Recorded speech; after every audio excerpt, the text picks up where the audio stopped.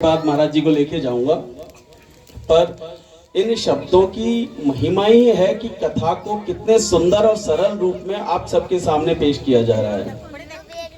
हमारे पिताजी श्री रमेश चंद्र दत्तात्रेय, जो हमारे रामेश्वर धाम मंदिर के संरक्षक जी हैं, उन्होंने पहले दिन कथा सुनी और उसके बाद तबीयत बिल्कुल नासाज होते हुए भी नित्य प्रति आने के लिए कहा कि जब तक मेरे बस में है मैं चलूंगा। अब आप इससे ज्यादा और क्या समझ सकते हैं, जब 81 साल और पेस मेकर लगे हैं। पिताजी को भी कुछ महीनों पहले पेस मेकर लगा है, पर उन्हें भी कथा सुननी है। तो अब मेरी तो वैसे ही मजबूरी हो गई कि पिताजी को टाइम पे लाना, कथा सुनवाना और शाम को लेके जाना। आप लोगों के लिए तो बहुत सौभाग्य की बात है कि आपके घर पास पास हैं, आप समय पर आए। ये थोड़ा सा एक विनती है आप लोगों से, आप लोग 1:30 बजे का टाइम निकालते हैं लगभग आने का, कुछ लोगों को छोड़कर। कृपा करके महाराज जी से पहले पधारें, भजन चलते रहते हैं, चाहे 2 मिनट पहले ही आए, अच्छा लगता है।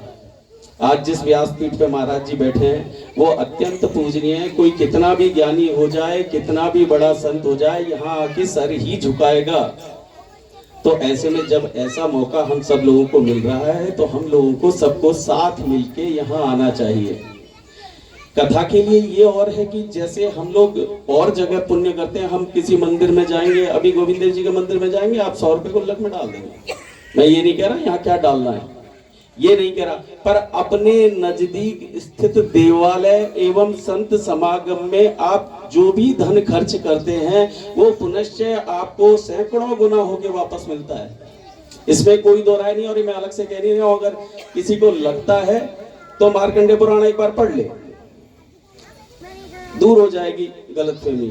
हम धर्म के निमित्त कम से कम दशांश हमको निकाल कर रखना चाहिए। कैसे खर्च करना है वो आपकी मर्जी है। ये दशांश की जो परिभाषा चली है बहुत पुराने समय से चली है। जब हमारे पूर्वज खेतीबाड़ी करते थे तब भी 10वां हिस्सा निकाल के रखते थे कि इससे हमें संतों के लिए कुछ करना है, मंदिर में कुछ करना है, किसी और चीज के लिए कुछ करना है। आप लोग रुचि ले, भागवत कथा का रोज रोज हमें मौका नहीं मिलता। यहाँ भागवत कथा 2005 के बाद अब हो रही है मंदिर के पास, और कथाएं हुई हैं। भागवत कथा एक और हुई थी बीच में, सॉरी एक और हुई थी, पर महाराज जी ऐसी रसीली वाणी में किसी ने ऐसी कथा यहाँ कही हो मुझे याद नहीं पड़ता।